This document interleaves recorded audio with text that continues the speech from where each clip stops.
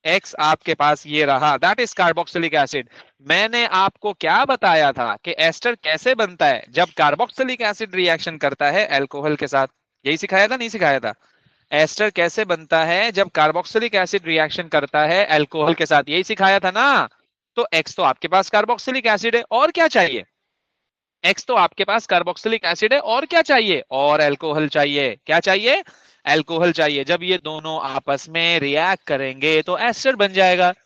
Okay, जब ये दोनों आपस में रिएक्शन करेंगे तो एस्टर बन जाएगा। क्या लिखूं 2 नंबर के सवाल में? क्या लिखूं 2 नंबर के सवाल में? तो आप बोलोगे कि जो है वो, अल्लाह भला करे आपका, कि x reacts with alcohol, X reacts with alcohol, okay, in the presence of, in the presence of, in the presence of acid catalyst, in the presence of acid catalyst। जब भी आप एस्टर बनते हो आपको 3 चीजें चाहिए होती हैं, एक कार्बोक्सिलिक एसिड, एक अल्कोहल, एक एस्टर। एक एस्टर। एस्टर कौन सर? कौन एस्टर यानी कि कौन सा कैटलिस्ट? तो आप बोलोगे एसिड कैटलिस्ट। आप क्या बोलोगे? एसिड कैटलिस्ट चाहिए आपको। Okay. Hi hi. Ethanoic acid is a saturated carboxylic acid. Describe how ethanoic acid is made from ethanol. अब देखो, मैंने आपको क्लास में एक बात बोली थी कि यार रिएक्शन तो बहुत कम है, फिर क्यों बच्चों को मुश्किल लग रहा होता है ये? मैं आपको उंगलियों पे गिनवा सकता हूँ रिएक्शन। आपने क्रैकिंग पढ़ा, आपने हाइड्रोजनेशन पढ़ा, आपने हाइड्रेशन पढ़ा, आपने फर्मेंटेशन पढ़ा, आपने एस्टर पढ़ा कैसे बनता है, और जो है आपने आपने आपने आपने डिहाइड्रेशन पढ़ा, और आपने फोटोकेमिकल रिएक्शन पढ़ा। ये गिन लो ना उंगलियों पे यार, ऐसे थोड़ी है कोई अनलिमिटेड। फिर भी बच्चों को मुश्किल लग रहा होता है, उसकी वजह बताऊं क्या है? अल्फाजों का हेर फेर, ट्विस्ट करेगा, वर्डिंग्स को ट्विस्ट करेगा, वो आपको समझना है। क्वेश्चन जो वर्ड्स को देख करके यार वो क्या पूछ रहा है और मुझे क्या लिखना चाहिए। अब आसान अल्फाज में अगर मैं आपको बताऊं, वो कह रहा है अल्कोहल से कार्बोक्सिलिक कैसे बनेगा। अबे ये तो अभी बताया था मैंने आपको यार, अल्कोहल से कार्बोक्सिलिक एसिड कैसे बनता है। तो अल्कोहल से कार्बोक्सिलिक एसिड बनाने के लिए, अगर आपको याद हो, थोड़ा सा थोड़ा पीछे चले जाओ, सुबह चले जाओ। सुबह मैंने आपको बताया था क्लास में कि हम कराते हैं उसकी ऑक्सीडेशन। हम कराते हैं उसकी ऑक्सीडेशन। ऑक्सीडेशन किसकी? अल्कोहल की। क्या बनता था? Carboxylic acid. क्या यूज किया था ऑक्सीडाइजिंग एजेंट? KMnO4। KMnO4 हमने यूज किया था, और अल्कोहल कार्बोक्सिलिक एसिड बन गया था पोटेशियम मैंगनेट। बोले तो पोटेशियम मैंगनेट। तो मैं किसका रिएक्शन कराऊं? तो एथेनॉल का आप रिएक्शन करा दो पोटेशियम मैंगनेट से। जब आप अल्कोहल का रिएक्शन पोटेशियम मैंगनेट से कराओगे, ऑटोमेटिकली वो बन जाएगा एथेनोइक एसिड। तो मैं क्या लिखूं? मैं लिखूंगा ethanol reacts with, ethanol reacts with, okay, potassium.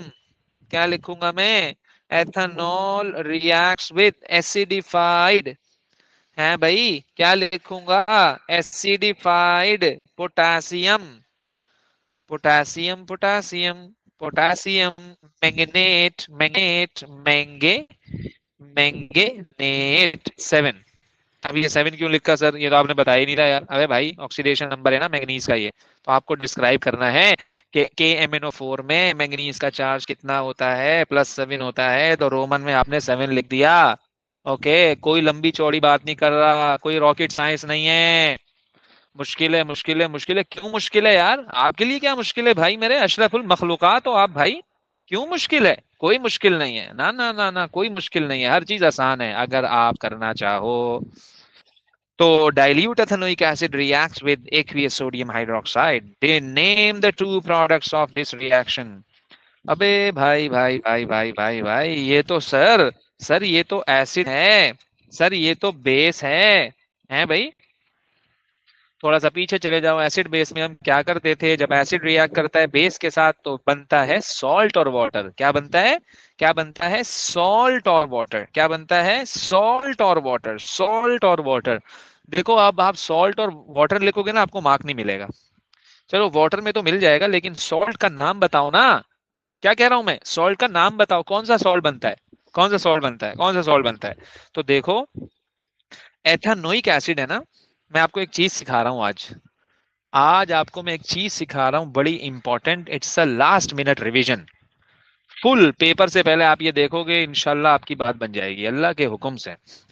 आप बोलो जो सॉल्ट बनेगा वो होगा sodium ethanoate. Sodium ethanoate. Sodium ethanoate. Sodium ethanoate. Ethanoate. Ethanoate. Sodium ethanoate. Sodium ethanoate. Okay. अगर ये प्रोपानोइक एसिड होता तो आप बोलते प्रोपानोएट। अगर ये ब्यूटानोइक एसिड होता तो आप बोलते ब्यूटानोएट। ब्यूटानोएट। तो सोडियम इथेनोएट ये सॉल्ट है, ये सॉल्ट है, ये सॉल्ट है, ये सॉल्ट है। बड़ा आसान बता रहा हूं मैं, बात समझ रहे हो, बगैर सॉल्व किए यार। ये सॉल्ट है, सिंपल है ना। Sodium ethanoate. लिथियम होता, मैं मतलब लिथियम इथेनोएट, बात समझ रहे हो आप। सोडियम इथेनोएट और बनेगा वाटर। ओके।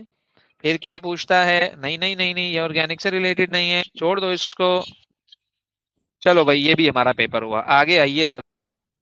2024। अब इसमें क्या बोलता है वो, अपने भाई के वो क्या बोल रही है भाई, क्या बोल रही है ये, क्या बोल रही है ये। क्वेश्चन नंबर 7 भाई, 7 क्वेश्चन से बड़ी मोहब्बत है यार एग्जामिनर को। Propanoic acid can be represented by the formula Chichiku. Okay. Propanoic acid reacts with methanol to produce an ester. Name the ester form and draw its displayed formula. तो अब देखो वो क्या पूछ रहा है आपसे कि जो है ना, प्रोपानोइक एसिड रिएक्ट कर रहा है मेथनॉल के साथ to produce an ester. Name the ester. और सिर्फ नेम ही नहीं, बल्कि फॉर्मूला भी बनाओ, स्ट्रक्चर भी बनाओ, डिस्प्लेड फॉर्मूला बनाओ उसका। तो मैं एक काम करता हूँ, मैंने ना आज आपको क्लास में एक सी चीज सिखाई थी कि एस्टर को नाम कैसे देते हैं। गौर से सुनिएगा, रिवाइज भी हो जाएगा, पेपर भी सॉल्व हो जाएगा। तो मेथनॉल से मिथाइल, और से सुनिएगा जरा, हम अल्कोहल के नाम को चेंज कर देते हैं, ऑल से आइल, ऑल से आइल, ऑल से आइल। मेथनॉल से मिथाइल, मेथनॉल से मिथाइल, एथेनॉल से इथाइल, प्रोपानॉल से प्रोपाइल, ब्यूटानॉल से ब्यूटाइल, पेंटानॉल से पेंटाइल, मेथनॉल से मिथाइल। तो मिथाइल और प्रोपानोइक एसिड को हम बोलते हैं प्रोपैनोवेट। प्रोपै प्रोपै प्रोपैनोवेट। मिथाइल प्रोपैनोवेट। मिथाइल प्रोपैनोवेट, ये एस्टर का नाम है। क्या इसमें कोई लंबी चौड़ी साइंस है भाई? मुश्किल है, मुश्किल है, फिर वही बात, मुश्किल है। मुश्किल नहीं है यार, आसान है ये। ओके। तो मिथाइल प्रोपैनोवेट, सिंपल स्ट्रक्चर बनाना है। अरे भाई स्ट्रक्चर बनाना क्या मुश्किल है जब आपने नाम लिख दिया यार। तो तो मैंने क्या किया, OCH3। डिस्प्लेट बनाना है ना, तो हर बॉन्ड आपको शो करना पड़ेगा। अगर आपको याद हो, मैंने आपको कहा था मिथाइल इसको कहते हैं हम, ओ के साथ वाला जो कार्बन होता है ना उसके साथ लगता है आइल। और एस्टर की निशानी क्या होती है, C डबल बॉन्ड O। अब जो भी लिखेंगे ना उसके नाम के साथ O8 आ रहा होगा। तो प्रोपैनोएट बनाना है, प्रोपा में 3 कार्बन होते हैं, एक कार्बन आ गया, एक और बनाना है, फिर एक और बनाना है। ये लो ना, ये स्ट्रक्चर बन गया ना मेरे भाई, क्या मुश्किल है इसमें। ओके। अब मैं बोलूंगा आप इसका नाम दो, अब आप बोलोगे मिथाइल और अब आप इसको बोलोगे प्रोपैनोएट, तो ये बन गया मिथाइल प्रोपैनोएट, सिंपल, ये आपका इस एस्टर हो गया। आप एक दफा और, 2 दफा और, 3 दफा और, 4 दफा और, 5 दफा और, बार बार बार बार बार बार बार बार जब इसका स्ट्रक्चर बनाओगे तो चीजें आसान हो जाएंगी, बनाना आ जाएगा, हाथ साफ हो जाएगा, आई मीन टू से। Explain how this equation shows that is an acid by referring the proton donor। भाई नजर आ रहा है ना इसमें प्रोटॉन है यार, ये कौन सी बात कर दी, नजर आ रहा है हमें इसमें हाइड्रोजन है। नजर आ रहा है ना मुझे इसमें हाइड्रोजन है, तो जब नजर आ रहा है कि हाइड्रोजन है तो आप बोल दो कि ये प्रोटॉन डोनेट करेगा। ये क्या करेगा, ये प्रोटॉन डोनेट करेगा। ओके। तो अब इसमें क्या लिखूं मैं, अब इसमें मैं क्या लिखूं, क्योंकि वो कह रहा है is an acid by referring to proton number explain how this equation shows that. भाई मेरे, अगर आप गौर से देखो, इसमें सी डबल ओ एच है और यहाँ पे एच गायब हो गया। अगर आप देखो, कह रहे इक्वेशन को देख के बताओ। देखो आप यहाँ पे हाइड्रोजन है लेकिन यहाँ पे हाइड्रोजन नहीं है, ऐसे ही है ना, ऐसे ही है ना। तो मैं क्या बोलूं इसको, मैं इसको बोलूंगा कि यार इसने अपना प्रोटॉन पानी को दे दिया, क्योंकि पानी में यहाँ दो हाइड्रोजन थे, वहां तीन हो गए। तो कहाँ से लिया एक हाइड्रोजन, इससे लिया ना, यहाँ से यहाँ चला गया। तो क्या लिखूं मैं इसमें, है भाई, क्या लिखूं मैं इसमें। 2 मार्क का, हाँ 1 मार्क का क्वेश्चन है, तो मैं लिखूंगा proton, proton is transferred, proton is transferred to water। Okay, और क्या लिखूं, और बोलता है इज अ वीक एसिड, फिर वही बात आ गई, वीक एसिड क्या होता है भाई। वीक एसिड को आप कैसे डिस्क्राइब करोगे, आप बोलोगे doesn't go to completion, it does not go to completion, it doesn't fully dissociate. Okay, तो does not fully ionizes। Propanoic acid reacts with magnesium, magnesium is a metal, आपको तो पता है जब एसिड मेटल से रिएक्शन करता है तो सॉल्ट और हाइड्रोजन गैस बनता है। ओके, तो मैंने एक लिखा हाइड्रोजन गैस। दूसरा सॉल्ट, अबे अभी तो सर ने बताया था, अच्छा मैग्नीशियम, अच्छा वहां तो सोडियम था, तो यहाँ मैग्नीशियम में कौन सी बड़ी बात है। और क्या लिखूंगा मैं, प्रोपेनोइक एसिड है ना, तो ये बन जाएगा प्रोपेनोवेट। क्या बन जाएगा ये, प्रोपेनोवेट। Okay,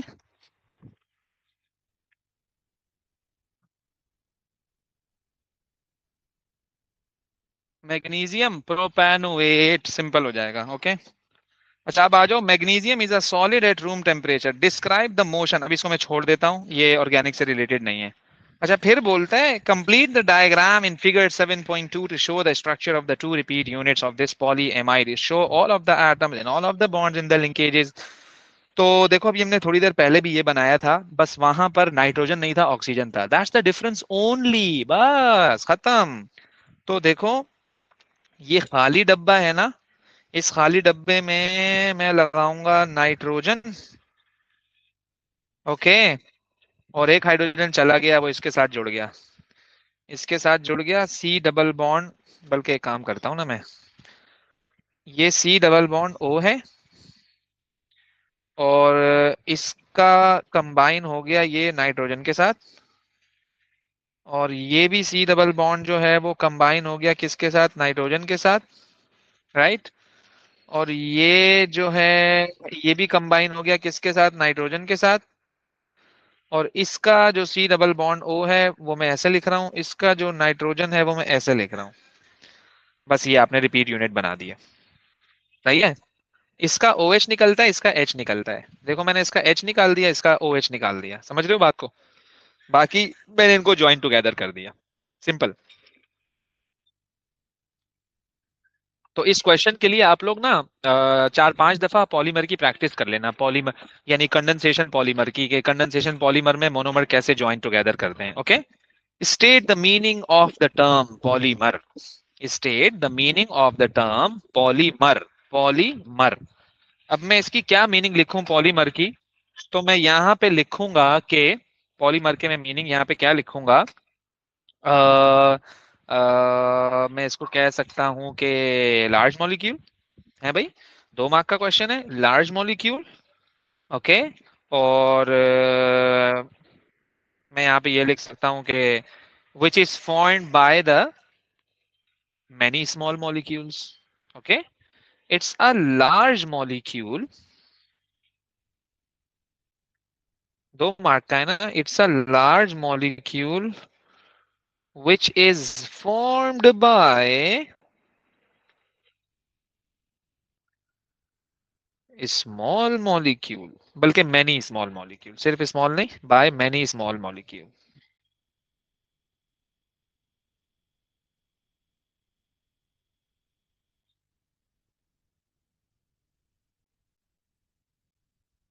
between the condensation polymer and adhesion polymer.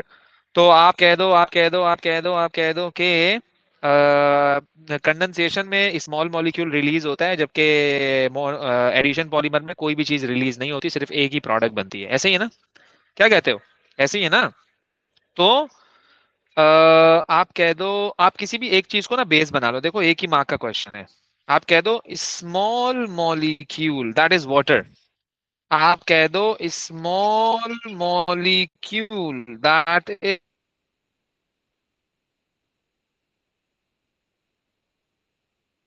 is water